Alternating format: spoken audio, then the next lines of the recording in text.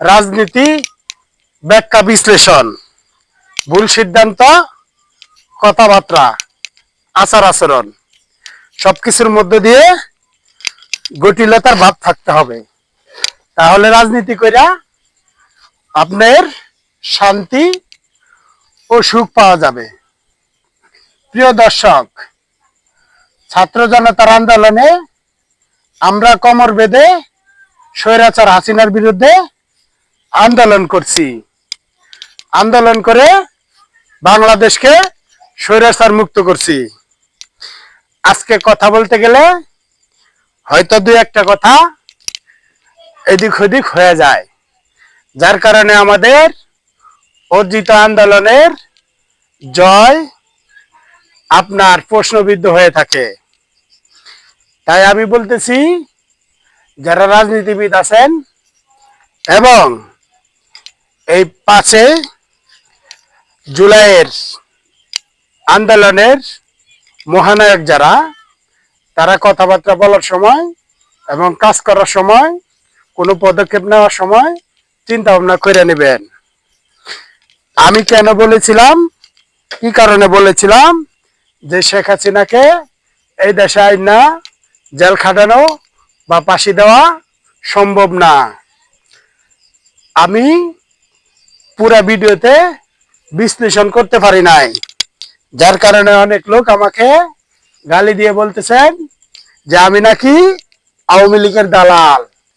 দর্শক, আমি সেই ভাইদেরকে বলতেছি, অতীতের ভুলগুলো আমাদেরকে অনেক প্রশ্নবিদ্ধ করেছে।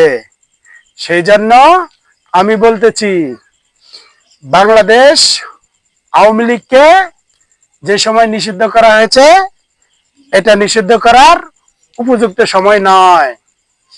বাংলাদেশ আওয়ামী লীগকে নিষিদ্ধ করার একটা উপযুক্ত সময় আছে, যে সময় নিষিদ্ধ করলে আওয়ামী লীগের দোসর যারা, তারা এই দেশে আপনার কোনো অস্থিতিশীল ঘটনা ঘটাইতে পারবো না। শোনেন দর্শক, এখন আমরা আওয়ামী লীগকে নিষিদ্ধ করেছি। আওয়ামী লীগের প্রধানমন্ত্রী এবং নেতা ফেতা যারা আছে, এরা পালিয়ে গেছে। কিন্তু এই দেশে 40 লক্ষের উপরে আওয়ামী লীগের কর্মী আছে, যারা এই দেশেরা পালিয়ে যায় নাই। আপনি এখন আওয়ামী লীগকে নিষিদ্ধ করেছেন, তাহলে এই কর্মীরা কোন দলে যায় এবং কোন জায়গায় যায় যোগ দিবে, সেটা আপনাদের দেখার বিষয় ছিল।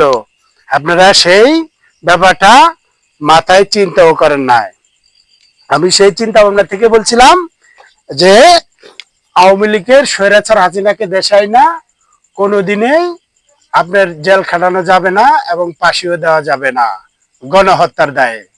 কারণ এই যে কর্মীগুলা এমন একটা দলের সাথে যোগ দিবে, আর সেই দল সরকার গঠন করব।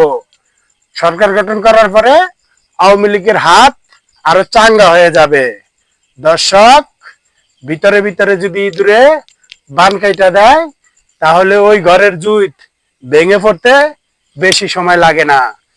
যেমন একটা উদাহরণ, স্বৈরাচার হাসিনা, তার দলের মধ্যে অনেক লোক ছিল যারা তার বাঁধন কাইটা দিছে ইঁদুর সাজ্জা, যার কারণে সে দেশ ছাড়া পলাইতেছে।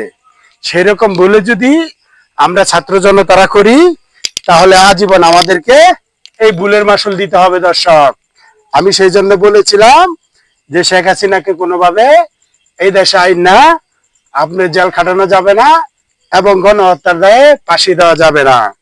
কারণ আমাদের ভুল সিদ্ধান্তগুলোই তার জন্য মজবুত হয়ে দাঁড়াইব। ওকে দর্শক, যদি বুঝে থাকেন তাহলে সালাম।